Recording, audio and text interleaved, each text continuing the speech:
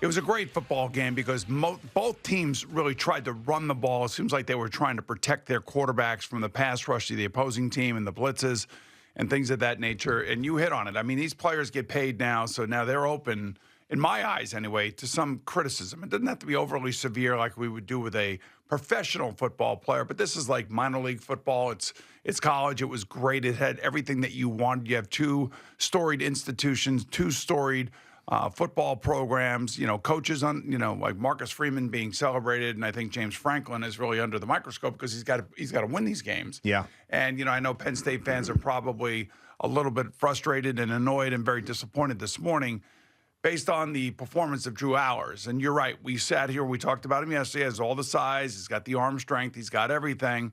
But first of all, I don't like his explanation that he was trying to throw it away. That you don't throw it away, 15 to 17 yards down the field. Well, he said he was trying to dirt it at the wide receiver's feet. That's what he said. He could just get it across the line of scrimmage and just throw it into the ground. But that's a bad decision. And listening to the announcers, I thought Sean McDonough was great at the end of this game. He was unbelievable. But they were talking about how they trust Drew Allers, and I would trust Drew Allers too. But unfortunately for him, maybe this is the game, and that's the situation that tells him, go back to Penn State. No matter what the Giants say to you, just go back to Penn State, play another year. I'm sure they paid you. That's why your backup quarterback went to Missouri in the transfer portal. I can't see him coming out now. And, that was just an absolute disaster. Believe me, my heart broke for that kid because being in that situation is just, everybody's going to be talking about you today, just like we started out with him today. Sure. As opposed to really focusing in on, how good these defenses were last night and how hard they made it. And one big play by Notre Dame ends up as a touchdown, and it kind of like opened the game a little bit, but both teams were punting late in this game. Yeah, and if I could patent one of my phrases, it would be the big decisions in your life make themselves. Like something happens when you're confronted with a big decision. Something happens in your life that says, all right, this is the way I got to go. And Drew Adler throwing that interception last night is the moment that said, I got to stay in school. Like I can't, I am not going to come out after that. I'm not ready. He did not look good the entire night, really. The most success that they had was on the ground. I mean, it was just like he's 20 years old. That we talked about. Go back to school. Yeah, go back to school. Go play, and maybe get a national championship next year, and you'll have a leg up on everybody else. And the thing that I was thinking about last night, just watching him, was just that he looks skittish. And sometimes these coaches, they got to get a guy into the game. And just like Josh Allen would always tell Brian Daboll, I need a hit. Maybe he's got to get a hit. Maybe he just needs some, easy completions, because that seems to be the kind of the prevailing thought when you watch these games with young quarterbacks. Get them easy completions, whether they're wide receiver screens behind the line of scrimmage, tight end delays over the ball, little plays like that should be rather simple to make. But when you're playing against good defenses, and the pressure is there and they're going to be on you, and and quite frankly, Notre Dame was missing two of their top offensive linemen. So Riley Leonard was under constant pressure. That defensive line for Penn State is the real deal. But, he stayed in there. He hung in there. It was just, I don't know. It was a great football game. The last 10 minutes were totally compelling. I was in it to the end. And I like you, and I think most people out there, if you had no skin in the game, if you will, probably really felt disappointment for Drew Allers. Yeah, I didn't bet the game. I didn't. If I had to root for one or the other, I mean, if you're not a fan of Penn State or Notre Dame, it's hard to like either one of those programs. You're right. But I would say that I would lean towards liking Notre Dame more than Penn State because I did work for the Pitt football program, and everybody at Pitt hates Penn State, so that was kind of put into my brain. But I still felt, I mean, he's 20 years old. He looks like a kid. He's just devastated. He's trying his ass off. It was just a massive mistake on a huge scale. And for people that are just, learning about college football, putting that game on, hearing about him being a prospect, and then you see that and the game ends that way, like now that's attached to his name. But, sometimes you need that moment to rise up. You need to have that real negativity to become the best version of yourself. He is going to get hammered. And, I'm assuming, because of this nil situation, And because his backup left to go to Missouri, and I guarantee you he got paid a nice sum of money Oh, to yeah. go to Of Missouri, course. that Penn State had made an offer to Drew Allers to stay. And to me, that's one of the reasons why the backup leaves, because he knows in his heart that Drew Allers is not leaving You're regardless. adding an S to it. Just it's Drew Aller. Allers. Yeah. Just because there's no way that he is going to say to James Franklin, I'm leaving, coach. You might as well give the money to my backup. There's Yeah. no way he's doing that. So I think if he would have had a great game last night, I think most people would have been excited for him and possibly being drafted in the first round of this year's draft. But I don't see it. I didn't see it last night. I didn't see it before last night. But again, he just needs another year, more games, bigger games. And the other thing, too, is James Franklin said something about Notre Dame, which I've long believed. And I totally believe in what James said. And he kind of just said it under his breath, and we kind of laughed at it. Notre Dame needs to be a part of a conference. I mean, you look at I know that they beat a lot of ranked teams, but the teams that they beat ranked, Army, Navy, come on. They're playing Stanford. I mean, I understand they played USC, who's got a down year this year. They played now in the college football playoff, they played great. Oh, yeah. So it shows just they've earned their right to be there. I'm not saying that. I'm just saying overall for the fairness of college football, I think Notre Dame has to be a part of the Big Ten. They have to be a part of the Big Ten. And they already have a number of different rivalries within the Big Ten, but I just think that they should be playing, earlier in the year, bigger games than Indiana. Indiana had a great year. When they played Indiana, they were ranked 10th. And, they beat them after they lost to Northern Illinois. And to me, it's just like they should be a part of what everybody else is doing. And so I do agree with James Franklin in regards to Notre Dame not being an independent football team. I know that the rest of their sports are ACC. Yep. They don't belong in the ACC. They belong in the Big Ten. Well, right, and that's always tricky with the TV deals and everything else, and we've seen so much of that movement. So, it's been a conversation for a very long time about Notre Dame getting into a conference finally. So you've got Ohio State and Texas tonight, then you got Wild Card Weekend, and James Franklin is that guy that sort of is like Lamar Jackson going into this postseason, where everything's been really, really good, won a lot of games, but when you go up against the best, you just don't get it done. Or Ryan Day of the Ohio State Buckeyes. Exactly. So he's got his opportunity tonight for sure. And there's a couple of those guys.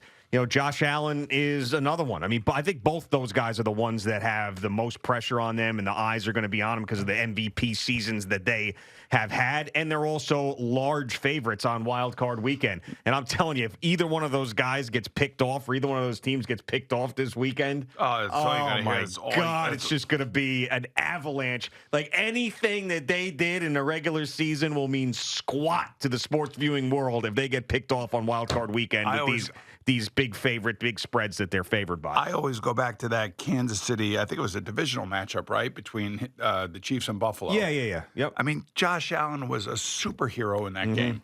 He did everything humanly possible that a quarterback can do in a game. And with 13 seconds left in the game, they ended up losing the game. Yep. And they don't have college football clock rules, which are insane. And I don't know if this jumped out at you last night or not.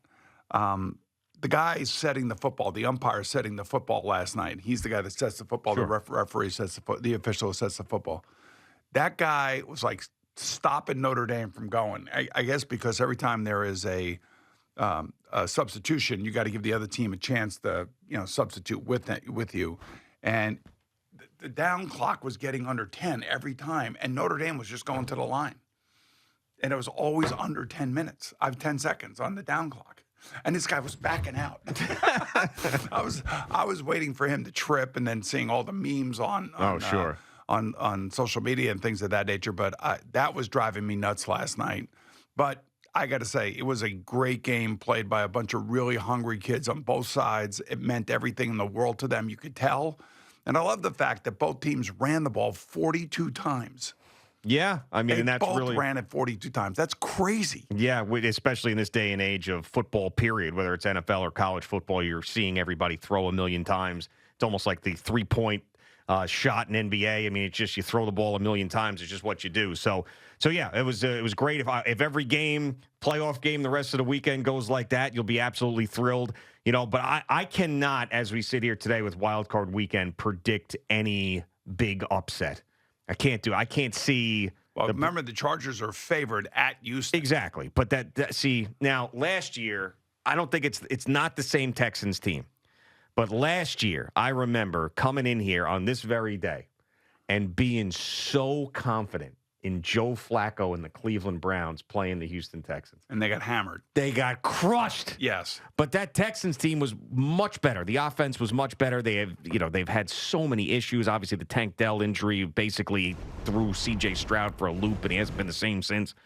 But I feel like that's just that the Chargers are going to win that game. No? Now, I know that their schedule of all the playoff teams actually was the easiest in the NFL, but I still that's not. I can't see the Texans winning that game. I could see these teams covering. I could see the Broncos covering. I could see the Steelers covering, but I have no faith in either one of those teams winning. Let me ask you a question: if Brandon Staley were the coach of the Chargers, who would win the game? They wouldn't even be in the game. But that's the point about a head coach in the NFL and how he can reconfigure a franchise. Now listen, he's got a top-end quarterback. There's no question about it. They don't have top-end wide receivers just yet. They have good players. They're getting there. They're mostly young players. They had to get rid of all that salary at that position in the offseason just so they could rebuild certain parts of their team, which I think they've done. And you're right. They have had one of the easier schedules, if not the easiest schedule in the NFL. But it just goes to show you what a coach with presence can do. Well, yeah, we've been talking about it for a very long time. I know he's awkward. I know he's a little bit off. He's a little bit Looney Tunes. But I love the fact that he's that way. And I love the fact that he was a former quarterback both in college and in the NFL, and he understands how to get a team prepared for a game. And that's why, he's a guy like Sean Payton is in Denver. Like, you can never count out the teams that are coached by great coaches. You just can't. Because they're going to have guys, they're going to have their teams ready. They're going to have their teams prepared. And I believe that both teams will be ready and prepared. And if we came in here and you told me that Buffalo won 27-24, I would not be shocked. No. Neither one of these teams going on the road, Denver or the Chargers, keeping these games relatively close or even winning these games, that would not shock me just simply because of who the coaches are. Yeah, what I'm having a tough time with, though, is picking the Steelers to cover or not. Because there's so many of these old school Ravens Steelers things that are in my head about how Lamar Jackson struggled against the Steelers, not the last game that they played, but over the course of his career, and how these games are always close and all of these things. But what I've seen from the Pittsburgh Steelers the last couple of weeks, I mean, can you even use those examples in the past with this matchup? I hear TJ Watt going crazy about he's sick of losing in the first round and all of this stuff. I just think the Ravens, especially with the way their defense has essentially over the last number of weeks in the NFL has become the number one defense in football, and the way that the Steelers offense has been, it's hard for me to see this game being close. But then again, Steelers Ravens games can be like that. They can be like that, and they know each other so well, and I think Lamar, the last time these two teams played, finally got it off his back, that he was able to win, and he win comfortably, and he adds to his very impressive season statistically. They become the number 3 seed after trailing the Pittsburgh Steelers for, 3/4 of the season? Yeah, Steelers were 10-3, yeah. I mean, my God. So they leapfrogged them. They played better towards the end of the season. The thing that you alluded to is the rivalry and the intensity of it, but also which Lamar are we going to get? We're going to get the hyped up one, or are we going to get the new one, supposedly, that is going to try to stay balanced the way he has been pretty much the entire year. He hasn't really had a bad game all year long. Yeah, and if you're going to get the hyped up one, I don't think it's going to be this week. I think that it's one of those other matchups and those, because I think everybody believes. I mean, they're a huge favorite in this game. Everybody believes that he's going to win this one and move on. And if he doesn't, it's just going to be kaboom. Everybody's going to go crazy on him. Well, here's the other thing: if the Steelers go in there and get blasted and they lose, see a Russell Wilson. Yeah, and they're back on the quarterback treadmill again. Yeah, I mean, Arthur Smith, I watched a little bit of a press conference that he did, and I felt in watching it that he wanted to start Justin Fields. I that's what I took out of it. Really? I did. It sounded to me and like Wow. reading into it that he would have rather had Justin Fields start this game, but Mike Tomlin is going to stick with Russell Wilson. That's what it felt like. That would be shocking to me if that Well, they're happened. not going to do But that. I know that, but if you felt that way, I mean, what about, hey, Arthur Smith? Can you get George Pickens' head screwed on straight? Yeah. How about that? Except let's get away from the quarterback for a second and let's talk about a mercurial wide receiver. And this goes to show you how important they are and how destructive they can be. They're important when they're playing their game and they're making plays and they're doing all these great athletic things that position is capable of doing. But if you watch George Pickens like the last 3 weeks of the season, I mean, maybe he's still hurt, maybe the hamstring is still bothering him. That could be an issue. But there's also the mental aspect of it where people are asking whether or not he and the quarterback are on the same page. And, he got a little bit annoyed when Russell basically said, we weren't on the same page. And he probably took that as an insult, meaning that Russell was unable to read where he was going or he made a couple route adjustments that he didn't agree with. It's one of the biggest cliches in all of sports, though. I mean, we're just not on the same page today. Like, it's not that much of an insult. If you say, but you don't understand how people take things. Well, he takes it because he's nuts. He takes it that way, If you're dealing with a player, like I've had situations where you're dealing with a player and you have to understand how that player is going to take what you say. And if you're not aware of that, and Russell should be aware of that, because he's dealing with an individual that he spends every single day with. They're in the locker room every day. They're on the practice field. They're in the meeting rooms. He's got to be speaking to him left and right.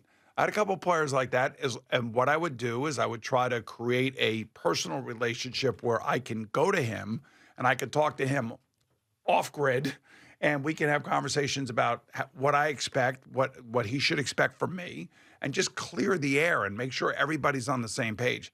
I hope for the Steelers and their fans' sake, that's exactly what Russell Wilson's doing. That's why you go with a veteran quarterback to make sure situations like this don't happen.